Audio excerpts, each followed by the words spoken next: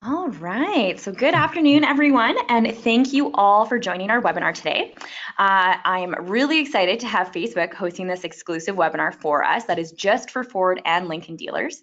So today we have Brian Sensich joining us from Facebook Canada. So if you haven't had a chance to see Brian present in the past, you're definitely in for a treat. Brian heads up the automotive dealer growth section along with his sidekick Nim at Facebook, and they honestly have been a catalyst to the tremendous success dealers have been seeing on Facebook through effective advertising solutions on the platform. So he comes to us with a wealth of knowledge and a great presentation for you all today. So I want you all to take advantage of having Brian here with us, ask a ton of questions. On the right-hand side in your chat box, you should actually see a questions area or a chat area. Put questions in either place. I'll keep an eye out for them, and we'll make sure that we save some time at the end of the presentation to ensure we can go through everything. So with that, I'm going to now hand everything off over to Brian. Thank you so much, Alicia. Can you hear me okay?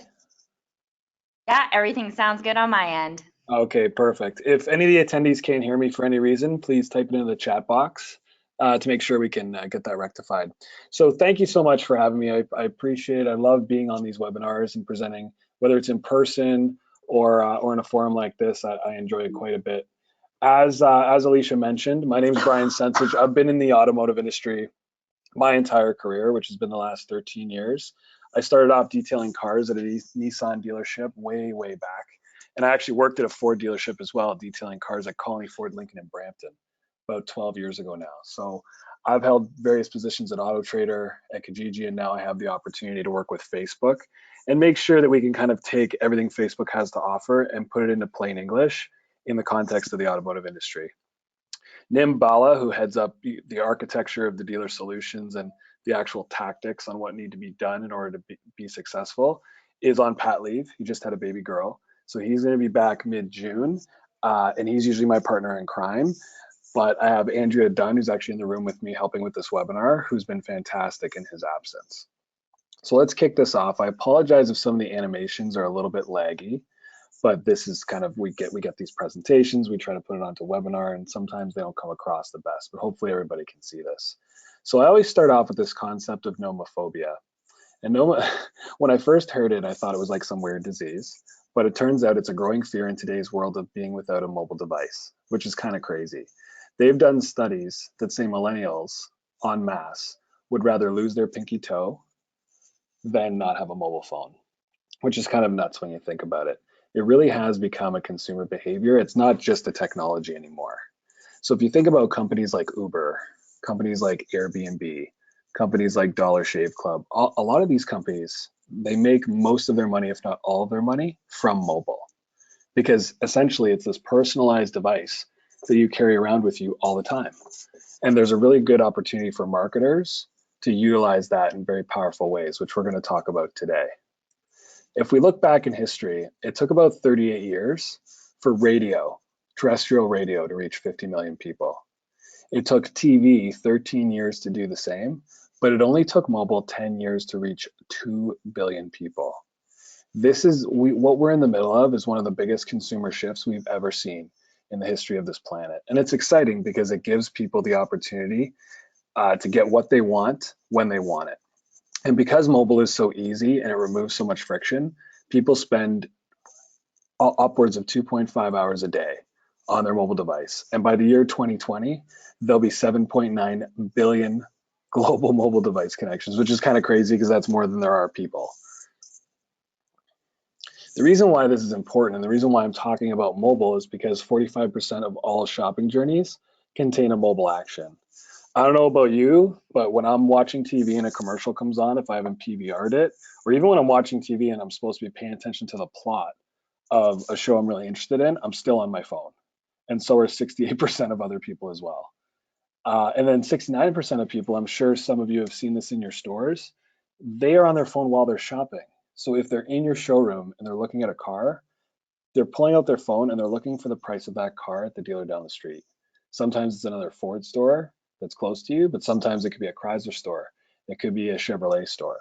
And they're doing this with everything. I don't know about you. I don't go to Walmart or any of these places anymore and buy anything without cross-referencing the price on Amazon to see if I can get it cheaper and I can sit on my couch next time instead of leaving the house. So this is the way people are interacting with the world. And what's really cool about this is that when you think about mobile, it's the accumulation of 150 years of mass media. It takes the sight, sound, and motion of TV, combines that with being able to reach consumers on the go like you would with a billboard. It's got the local aspects of radio. It's personalized like direct mail, and it gets invited into the home like print. A quick little story about print. My wife, every single day, she opens the front door to our house. She's on her phone looking at her Instagram feed or her Facebook feed. She proceeds to pick up the newspaper that's been delivered to our house free of charge, as well as the 10,000 pieces of direct mail that we've been sent. She picks it up, she walks from our front door to the garage, and she proceeds to throw all of it in our recycling bin while still looking at her phone. So this is the type of thing, and this is the type of behavior that's being exhibited more and more when we think about where people spend time. And this is what a typical day would look like. People unlock their phones on average 150 times a day, which is kind of crazy when you think about that. I know I unlock mine more than that, but it's completely insane that that's the average. People open Facebook between 15 and 25 times a day, depending on what geography we're talking about. In Canada, it's closer to 14, 15 times a day. But this is what people's days look like. They're eating breakfast, they're on their phone checking the weather. They're getting ready for work, they're driving to work, they're using maps. They're starting a meeting, they're checking their email.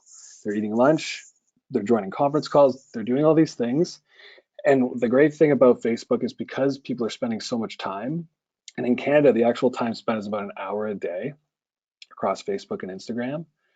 No matter where they are in the consumer journey, you're able to reach them with a message because of the sheer amount of usage of a platform like this.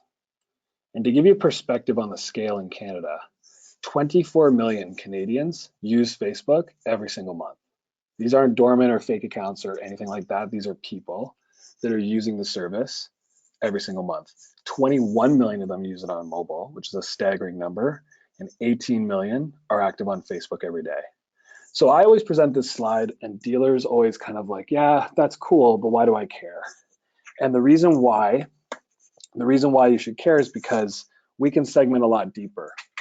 For example, there's 15 million adults that are 25 to 54. 1.5 million of them indicate that they're interested in Ford, and 700,000 of them indicate they're interested in the F-150. These are people that have gone on the platform and they've either exhibited behavior on the platform or off the platform that would indicate they're interested in these things. And you can target your advertising specifically to them, which is super powerful. We did a study with 1,000 Canadians ages 18 to 64 that articulated they were in the market to buy a vehicle. And this is some of the data that came back. 71% of Canadian auto shoppers said they do most of their vehicle research on a mobile device, not just digital, on mobile, which is why it's so important. That's not really that surprising. This one to me is more surprising. Nearly half, 47% of Canadian auto shoppers told us they use Facebook to get information about vehicles. And almost 30% said they use Instagram to do so, which is kind of crazy when you think about it, because Facebook is a place of discovery. If you think about it, it's essentially a personalized newspaper. I'm going to play this animation, but it's going to be a little bit jagged. But you can see how a feed-based platform works. And it's so personalized and it's so tailored to each individual that when we put an ad in this experience, it needs to make sense. It needs to be to the right individual at the right time, because if it's not, they're not gonna take it in and they're not gonna act on it. So it's important that we identify that, especially in our advertising efforts. And this is going to be an hour-long webinar with Q&A. There is mountains of information on things like creative, things like measurement, things like our different ad products and placements. And I'll direct everyone to where they can get more of that info kind of at the end here. The cool thing about Facebook as well is that, 10, 15, 20, 30 years ago, a lot of the platforms, things like radio, TV, and print, they were sold as kind of this broad reach vehicle where you could reach many, many people. And at any one time, about 4% of people are in the market to buy a car.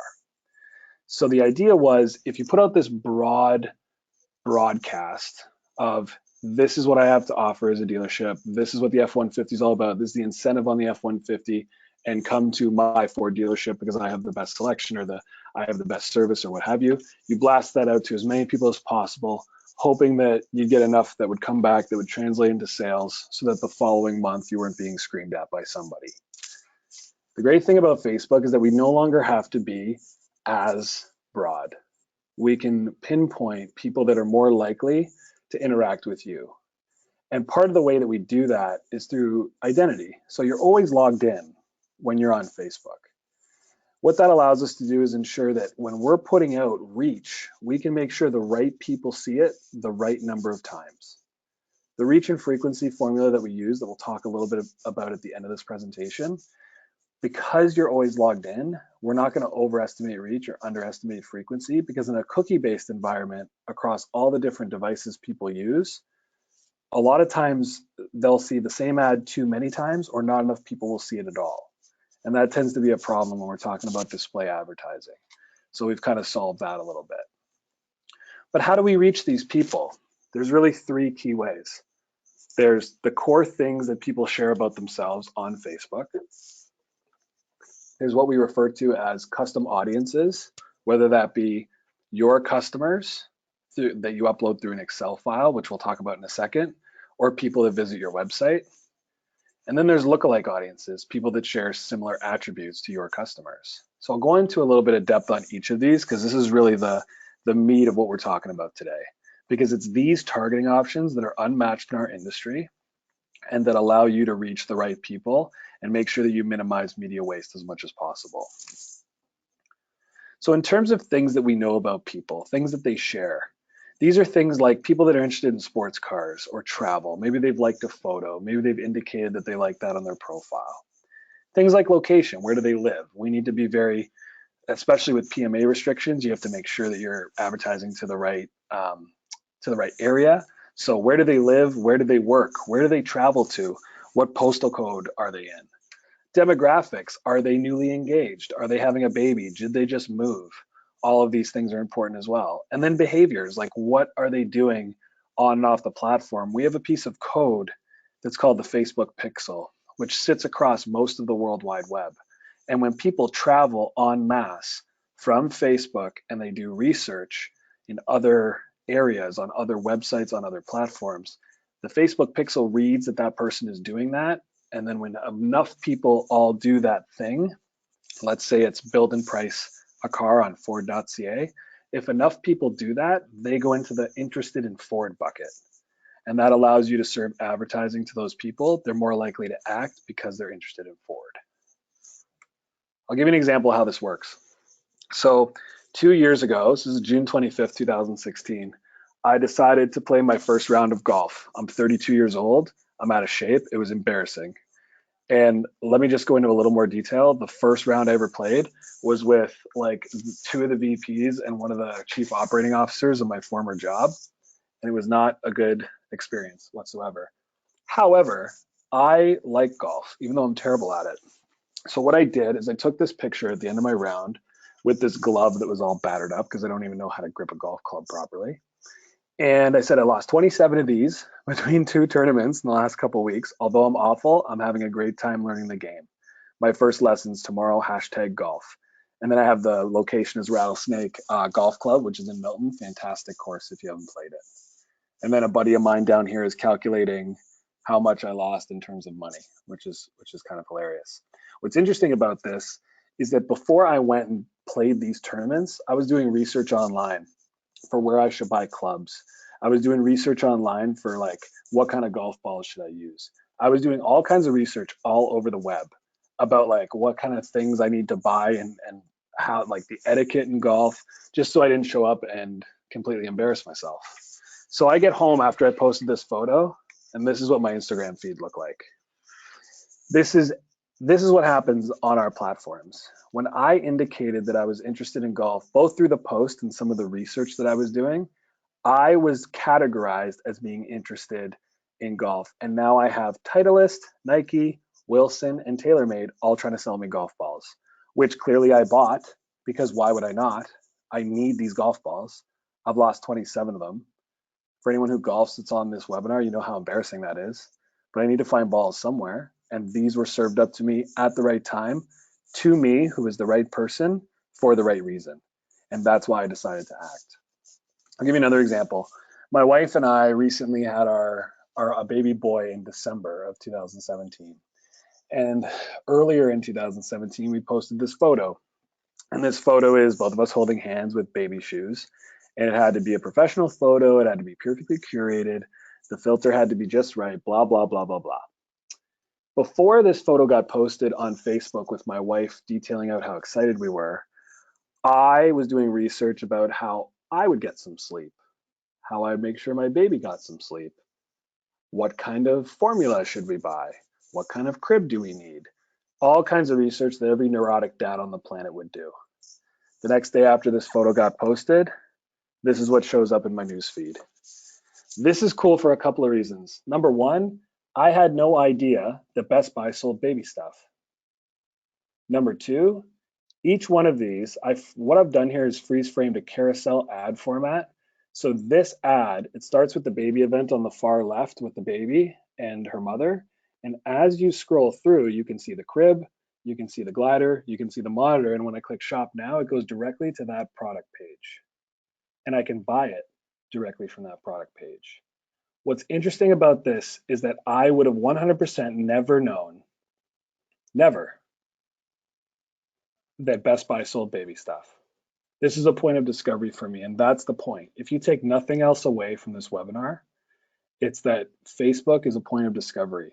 We like to talk about the marketing funnel and how effective we are throughout the marketing funnel, and all of that is true based on the different objective that you choose on the ad platform, based on the creative, based on the audiences. We can absolutely address every part of the funnel. But what I think is most important is that a lot of people start their journey here when they discover things. So that's important to take note of. The second way that we can kind of target is by using data that you provide. And when I say you provide, I mean you take an Excel file from your CRM and you upload it into Ads Manager in your own ad account. If there's any questions about how we use this data, please bring them forward. There's a lot of stuff that's been in the media recently about our use of data and privacy and all of this stuff. If you have any questions, please feel free to ask. But just so everyone understands, what I'm about to show you in terms of how we use custom audience data has been a secure, privacy safe way for years. So I just want to make sure everybody understood that. What you do is you take a list of, for example, a bunch of people that leased a Lincoln in the last 4 years. Or maybe you take a list of customers of people that have always come in for service but have never bought a car from you. Maybe you put in a list of people who always bought a car from you every 4 years like clockwork but never come in for service. When you upload it into the platform, we get a match rate and we find out who those people are by matching up their emails and their phone numbers. We don't tell you who they are at the individual level because that's against privacy. We give you a number and say this many people based on your list are on Facebook. And essentially what you can do with this is you can, if it's a lease portfolio coming to maturity, you can serve them a lease renewal offer. If it's people that always came in for service but never bought a car, a sales offer. They come in to buy a car but not service details. You can cut and slice the data however you like, so that you can make sure you're not serving a sales ad to somebody who bought a car from you a month ago. You can be very smart about how and when you target these people with the right message. And again, if the audience is too small for privacy concerns, we won't allow you to target them. But a lot of times, as long as you're uploading enough data, you'll have a really good base that you can build upon. The second way that we use custom audiences is using website data. So I talked about the Facebook pixel and how it sits across a good portion of the web. You can also put it on your own website. And Strathcom can do this for you. They know how to install pixels on their websites. If you use a different website, that website provider should be able to do this for you. Essentially what it allows you to do is the pixel reads your website like a pair of binoculars. How many people came to my service page? How many people went to vehicle detail pages? How many people went to my homepage? How many people went to my service finance page. Like there's all kinds of different things and little micro conversions that people do on your website all the time. You can set up different events so that when one gets triggered, that person gets put into an audience. And you can also set up what's called dynamic ads so that if someone looks at a car on your website, they can see that car along with similar cars beside it on Facebook. There's all kinds of possibilities, but you need to make sure that pixel's installed because it's a key piece of code. It doesn't cost you anything. If you want to write this down, you can get what's called the Google, it's a Google Chrome extension called Facebook Pixel Helper. If you have that installed and you view any web page, including your own, it'll tell you if there's a pixel on it or not. So that'll be a helpful piece as you move forward. The last piece is lookalike audiences. So we talked about utilizing data on your website and utilizing CRM data. But what happens, again, every dealer, I'm sure, feels that at some point you exhaust your own database, more or less. And you want to find and you want to address people that you've never spoken to before. They've never interacted with your store. And that's essentially what a lookalike audience does. You can take your custom audience from your CRM or from your website, and you can say, I want to find people who are 1% similar, 2% similar, all the way up to 10% similar. And this gives you the scale and the broad reach that's needed in order to find efficiency with your campaigns. And this way, when you're serving a message to a group of consumers, it's more likely they're going to act because they share similarities with ones you know have bought things from you. This becomes very, very powerful when it's used the right way.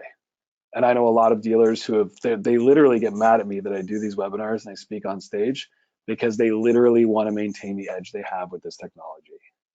Because the more people that do it, the more competitive it becomes. And because we're an ad auction, the more expensive it ultimately becomes. So that's why I kind of share this out, because I want everybody to have access to it. But there are people out there that are like, don't share it. I want to keep the secrets. I want to keep reaping the rewards without spreading it too thin.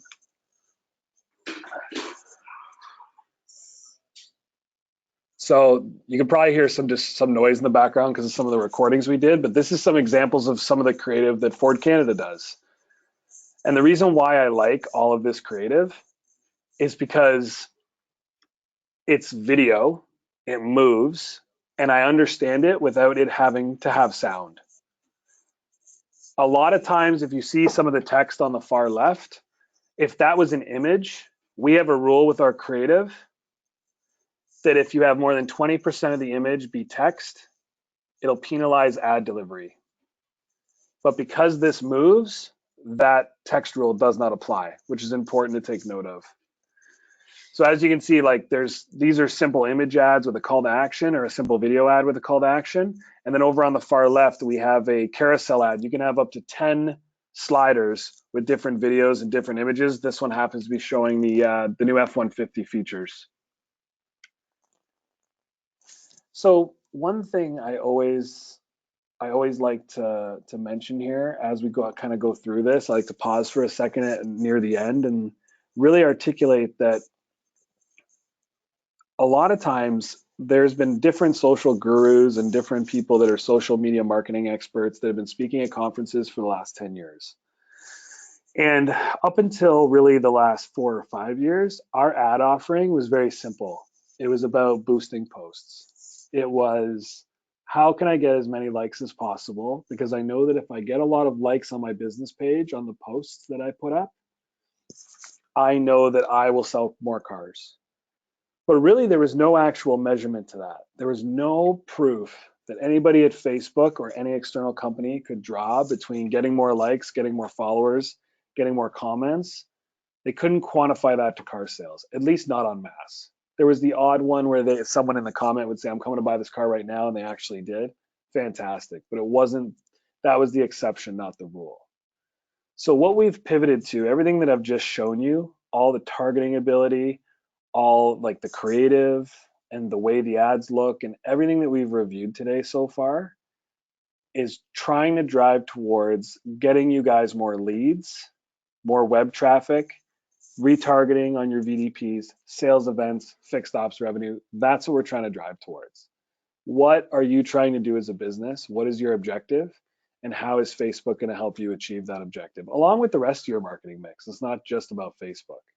But I can't, like, the question I always get at the end of these webinars is like, how often should I be posting? What should I do on my Instagram that's different from Facebook? All of that stuff from a personal perspective, if you want to post that for your own personal use and get likes and feel good about that, that's fine. That's the point of the platform. It's supposed to be social. But when we're talking about advertising, it needs to be a different set of tactics. And that's what I wanted to showcase here.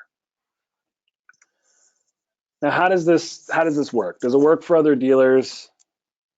It does. And I'm going to share 3 case studies and some of the returns that they got. So this one's for Agincourt Mazda. They did a case study, and it was a subprime case study. It was very, like, if you look at this copy, we approve almost every vehicle loan, no credit, bad credit, no problem, drive the car you want, 99% approval rate.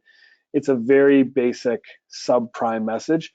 And to be honest, some of that copy wouldn't even be approved today, because sometimes you can't talk about someone's credit situation always in this manner. But this ad got posted. They saw, it was literally just an image ad. It wasn't even a video. And it was letterbox style, which is like rectangular on a mobile phone. The more you can go square and vertical, the more real estate you're taking up on someone's screen, the more effective your ad is going to be. This one was as basic as it got. It didn't even use custom audiences and lookalikes. They posted this. They saw an 83% reduction in cost per lead compared to their next digital channel. Cost per lead was $25 on subprime, and they saw a 5x return on ad spend. When I say return on ad spend, I'm talking about the gross profit made from those vehicles versus media spent. So they absolutely had a fantastic campaign. And this is the kind of stuff, it doesn't need to be complicated. You can go really, really simple. It's just the more you layer in what we spoke about today, the more effective you're ultimately going to be. The next one is Paragon Honda. So Paragon Honda is the largest Honda store in North America. And we ran a case study with them where essentially what they did is they took a list of every customer they had sold a car to in the last 5 to 6 years. And they basically, what they did is they said, okay, we want to serve all these people in a positive equity situation a $10 oil change ad. So they served that ad to these people using that custom audience. And what they did is they had hundreds and hundreds of people come in and redeem it. You can see on the blue triangle there, they sold 8 cars, because what they were doing is, as all these cars were coming through the service drive-through, they had people evaluating them to confirm that they were in a positive equity situation. And at the checkout, they at the service kiosk, they'd say, "Oh, I noticed that you're in this Civic for $249 biweekly. For $289 biweekly, we can put you in a CRV." They sold 8 cars doing that, which is kind of crazy when you think about it. They only spent $500 on the campaign. It's a proof point that if you're targeting the right people with the right message, they're going to act. They're going to come into the store. They're going to interact with your staff, and they're going to do things like come in and claim a crazy price for an oil change, and maybe you can end up selling them a car. The next case study is with Go Auto. So this one was interesting. So Go Auto, they're a large group out of Edmonton, if you're not familiar with them. They ran kind of a meta case study across all of their different media. And they were running, like, the creative you can see here is they literally used a dog, or they used something that grabbed an emotional reaction out of people. There were no cars anywhere in their advertising. And they had a car loan payoff contest in this example. No purchase necessary, anyone can win, enter now, it's free. So it was a lot of contest type advertising, which I know car dealers love to do, and it's very effective. When they ran these campaigns, they saw a 46% lower cost per lead than traditional media, 23% lower cost per lead than paid online media, and they sold 68% more cars. So a lot of this stuff, it doesn't always need to be the stock imagery. It doesn't always need to be, it doesn't need to be cars, it doesn't need to be parts and service. Sometimes it can be something like this. And again, if that's a problem with your co-op, or if that's a problem with Ford, I definitely understand it. But sometimes the success outweighs some of these other things. In terms of the way that we think about media execution, we're really trying to solve for a business objective, like I talked about earlier. So what are you trying to do? Are you trying to get people to, obviously you're trying to get people to come in and buy a car, but do you want people to come in for parts and service as well? I talk to dealers all the time, and they're like, even if I wanted more service customers, I cannot physically handle them at my dealership. And they're trying to plan out how they expand their service department so that they can allow for that. But figure out, like, what are you trying to solve for? Because the next four things, we've only really talked about targeting. We talked about creative a little bit. We talked about reach and frequency a little bit, but measurement we didn't really talk about a lot. These next four pillars, this is why Strathcom is a partner of ours, because we train Strathcom and their organization on how to execute across targeting and segmentation, which is interest targeting, lookalikes, custom audiences, reach and frequency. Everybody asks, how much should I spend on Facebook? It depends on what you're trying to do and how big your audience is. Once you layer on people that are interested in Ford, people that live in Edmonton, people that live in Toronto, and then you say, okay, and layer on custom audiences and layer on lookalikes, whatever that number is you ultimately come up with, that reach estimate, you want to address half that audience 1 to 2 times a week. Because that way you can make sure the right number of people see that ad the right number of times. You can't just set it and forget it with $500 to all of Ontario because it won't reach enough people. You can't do $2,000 to a tiny town in Winnipeg or a tiny town in Manitoba because you'll reach one person too many times. So you need to make sure that formula makes sense. With creative, it needs to be, like I said, it needs to be square, it needs to be vertical, it needs to move, it needs to have some sophistication to it because essentially everyone competes with everyone. You are trying to reach consumers that are looking for a Ford, but guess what? Coca-Cola is trying to reach those same people to buy a bottle of Coca-Cola. Dove is trying to reach that same segment to buy soap. Everything competes with everything. So in newsfeed, you have to make sure that your creative is compelling enough so that people will stop, engage with that ad, and do what you want them to do. As I've shown you in case studies, yeah, you could probably get away with not doing great creative, but the better it is, the better return on investment you'll get from Facebook. And then measurement's important too. So don't worry about how many likes you get because it literally does not matter. But plan the measurement goals in advance. If you are running a traffic campaign to get somebody to click, measure cost per click. If you're trying to get somebody to click a button on your website, measure conversions. If you're trying to get somebody to submit a lead, make a lead campaign. Our ad auction is optimized so that whatever objective you pick, our ad auction is going to optimize for the cheapest cost per result. So just make sure you're measuring the right thing. The most common thing we get is that we'll have a dealer who's like, okay, I'm going to run a brand campaign. I'm going to just like do the right reach and frequency, and I'm going to spend this much money. And then they're like, why didn't I get any leads? You can't measure leads against an awareness campaign. You can't measure clicks against a conversion campaign. You need to measure the right KPI for the right business objective. And again, this is why we work with Strathcom, is because they can walk you through all of this. Strathcom is our partner as we work across all of these dealers, not even just with Ford, but they have depth of experience across every OEM. And they have a lot of deals set up not only with Ford, but with other OEMs as well. So we're honored to be working with them, and they have direct access to us. It's important that everybody on this call, if you're not working with Strathcom, that's okay. But you also need to understand that for the purposes of Facebook, I won't speak to any other medium, but for the purposes of Facebook, Strathcom is who we support. Myself and Nim do not have the ability to support 5,000 dealers across the country. And unfortunately, we can't talk to dealers one-on-one. It's just not in our business model. We don't have enough time, unfortunately. But Strathcom does, and that's why we're proud to support them. So a webinar wouldn't be a webinar without some key takeaways. So screenshot this, take a picture of it. I'm going to provide the deck to Alicia so she can distribute it to all of you as well. But these are really the things that matter based on what we talked about today. Facebook targeting essentially has 3 pillars. You want your core data, your custom audiences, and your lookalikes to all be in sync. If you don't have the Facebook pixel installed on your website, please make sure you do it. It will only help you. And creative is important, designed for mobile.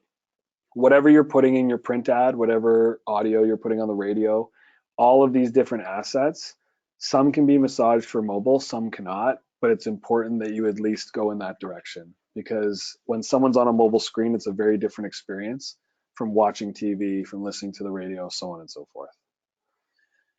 So that's it for me. Thank you so much, Alicia, for having me on the webinar today.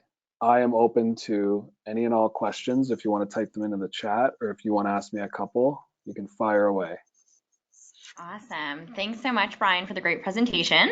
I hope everyone listening was able to snag some great takeaways. I personally loved that. Facebook and Brian is always so generous in sharing lots of data with us, but I love that you were able to get specific Ford data in showing that, 1.5 million are interested in Ford and 700,000 are specifically interested in the F-150. Yep. Yeah, so that's pretty powerful information that we can use, and we can work with Ford dealers to use to make sure we're getting that right message in front of the right people, and of course at the right time, because that's ever so important in those busy Facebook news feeds that we all have. Yeah, exactly. All right. So with that, it does look like we had a few questions come in. So we'll just go through a couple here. And like Brian said, we'll send out, the deck if anybody wants. I'll send out a recording of the presentation as well, so you can send it out to anyone else in the dealership who might have missed the webinar today. But yeah, so we'll start with a few of the questions that come in. So we did get one. Brian, I know you chatted about the budgets a little bit, but we did get one come in that said, how does the cost work? Is it the same as Google, where you only pay if someone clicks? So do you want to maybe elaborate on how some of the budgets and how the cost per impression share model works on the Facebook platform? Sure. So as I mentioned in my presentation, Google is an auction Google is an auction. Facebook is an auction similar to Google. And the way that it works with us is everything works back to a CPM. So when you build a campaign, the first thing you do is pick an objective, as I mentioned. So you're picking leads, you're picking clicks, you're picking conversions, whatever it is. The CPM will differ depending on what you're picking. So if you're picking reach and you're just trying to reach as many people as possible, your CPM might be 50 cents. If you're doing leads, it might be $8 or $9. The further you get down the funnel, traditionally, the higher the CPM will go, because you're trying to reach people that are further down that funnel and more likely to act. So you do pay for every impression on our platform. However, it ends up like if you were to work out, in a lot of cases, and I've had dealers do this comparison, if you work out your cost per click across Google and you compare that to your cost per click across Facebook, it ends up being comparable, and in some cases, it actually ends up being better. Perfect. All right. So you even just mentioned a couple of the different ad formats as well. So between all the different ad formats available on Facebook, is there some, in your opinion, that maybe work a little bit better than others, or is it purely just related to the overall type of campaign being run? Yes, that's a good question. It really depends on what you're trying to achieve. I would say, obviously, if you're trying to get leads, a lead generation ad format is the best, where the actual lead form, and I didn't cover this in the presentation, but the actual lead form is built in. So when you click, when a customer clicks get a quote, it actually pre-populates their name, their email, their phone number automatically, because that person has already shared that on Facebook. And then they can click submit, and it comes directly into your CRM with a little integration help from Strathcom. So that's an effective one for leads. If you're trying to get traffic, Carousel works really well, because you can have up to 10 different ads essentially, and you can kind of story tell, and you can have them all kind of intertwined and threaded together. And video is going to be like whatever format you use, make sure you have a GIF or a slideshow or a video, something that moves, because that really catches people's attention when they're scrolling through feed. Awesome. Perfect. So for dealers who are already, and maybe some on this webinar as well, who are already advertising on Facebook, is there a correlation or any benefit to continuing to boost posts on their business page? So here's the thing I always say about boosting posts. So the boost post button, if you're a salesperson and you're trying to get notoriety, or you're trying to get people really excited for the fact that you shook hands with 15 people and sold 15 cars, cool. You can do it, whatever works for you. If you're a charitable foundation trying to get awareness around your charity, cool, boost posts all day. But here's the problem with boosting posts and selling cars specifically. When you boost a post, you're telling our algorithm that you want more people to like your post. Here's the fundamental issue with that. My grandmother thinks Facebook is the internet. She's not even fully aware that there is another internet outside of Facebook. She thinks the internet, her grandson works for the internet. That's what I keep getting told. So here's the problem though. She likes every single post in her newsfeed, every single one. So what you're saying when you boost a post is that you want more people like my grandmother to see your post. And if she sees it, she's going to like it. But she's 86 years old and hasn't driven in 30 years. So she's not going to buy a car.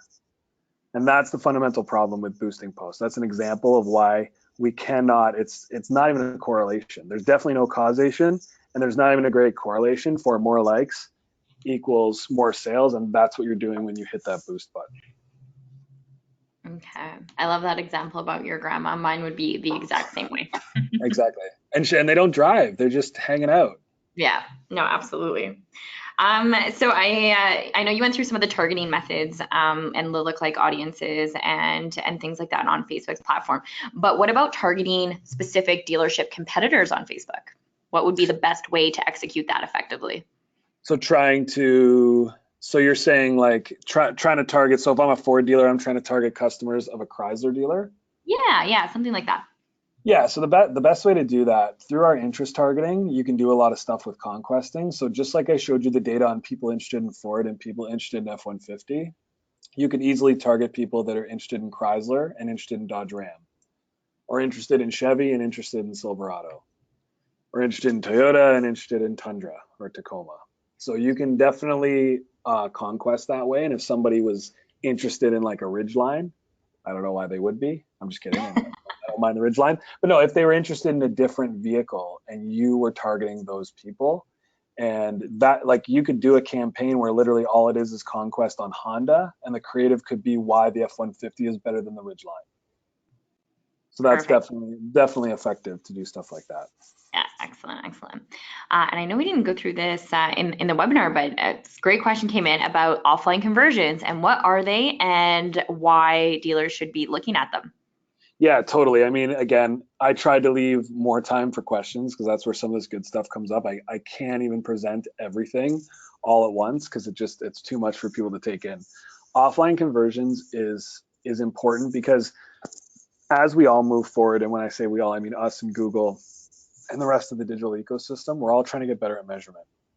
So offline conversions is important because what that allows you to do is it allows you to draw at least a good correlation between media on Facebook and people that have bought cars. So when I talked about custom audience and taking people's emails and phone numbers and uploading them in order to get a match, in order to serve those people certain ads, you can also do that with offline conversions where you upload that data and then we'll tell you how many people saw an ad. So if you have 400 people you've sold cars to in the last few months and you upload it and we tell you that 200 of them saw a Facebook ad, that's a pretty good indicator that your media is working. It's not perfect, but it's going to allow you to at least feel good about that investment. What I also recommend dealers do is they take that dusty walk-in book that's sitting at the reception of every dealership, upload that data to see how many people walked in the store, how many of them saw a Facebook ad. Take your lead data from Kijiji, AutoTrader, Google, upload that to see, oh, this person submitted a lead from AutoTrader, this person submitted a lead from Google, but they also saw a Facebook ad. All of that, uploading all of that data helps give you the peace of mind that where you're spending your money is working effectively.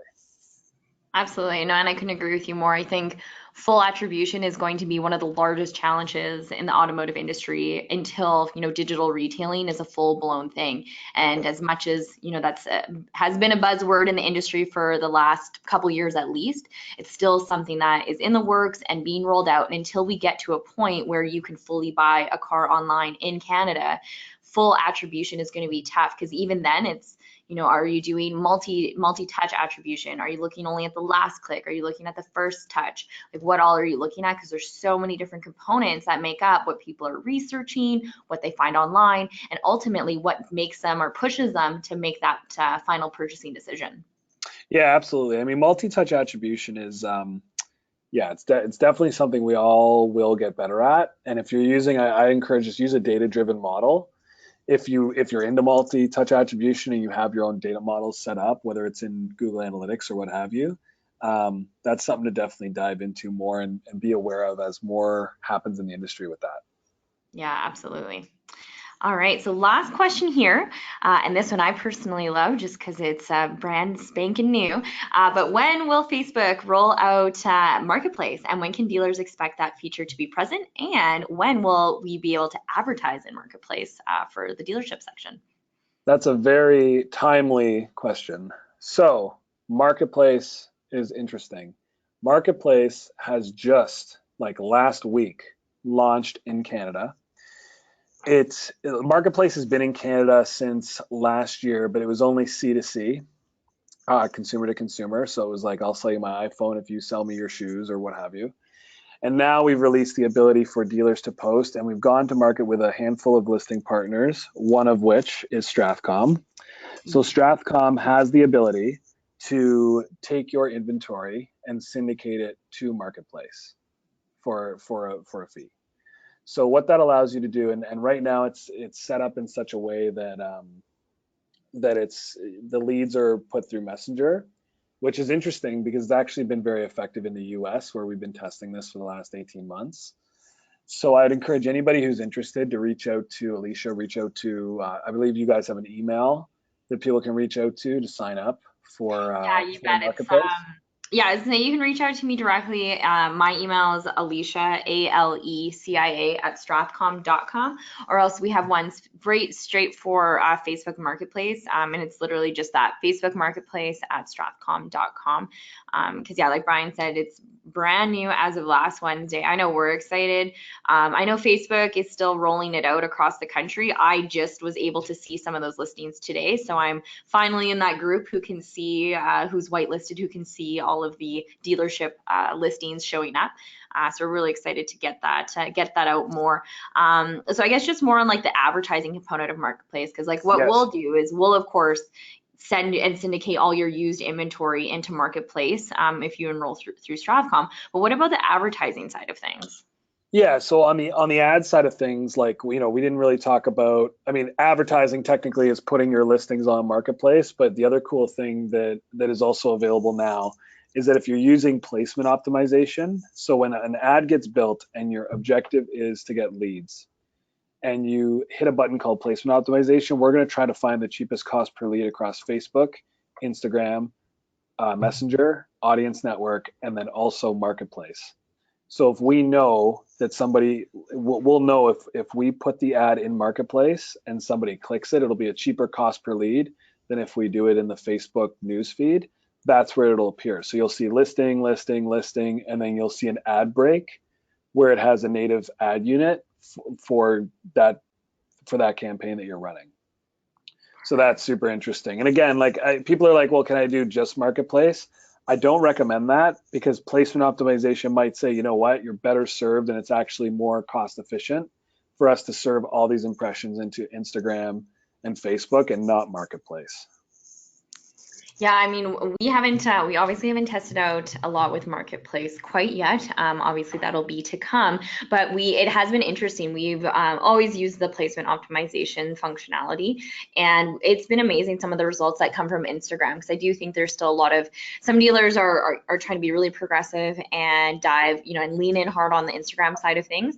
But for others, I think they're still a little bit more hesitant just because it's not necessarily the lead generator that maybe Facebook is turning into finally for them. But we've seen some amazing results for like from ads that are displaying on Instagram instead. So it's definitely interesting, and we're excited to see what happens with Marketplace as well. Awesome, us too. Awesome. All righty. Okay. Well, that looks like all the questions that we have today. So Brian, thank you again for taking the time out of your very busy schedule to do this webinar for us and for our Ford and Lincoln dealers out there. And then, like I said, everybody, I will send out a recording of the webinar too, just so you have it in your back pocket, along with a quick summary of some of the questions that we went over, so that you can go through them again with anybody else in your dealership. So with that, we'll end the webinar here, and thank you again to Brian and the Facebook Canada team. Thank you. Awesome. Okay, bye everyone.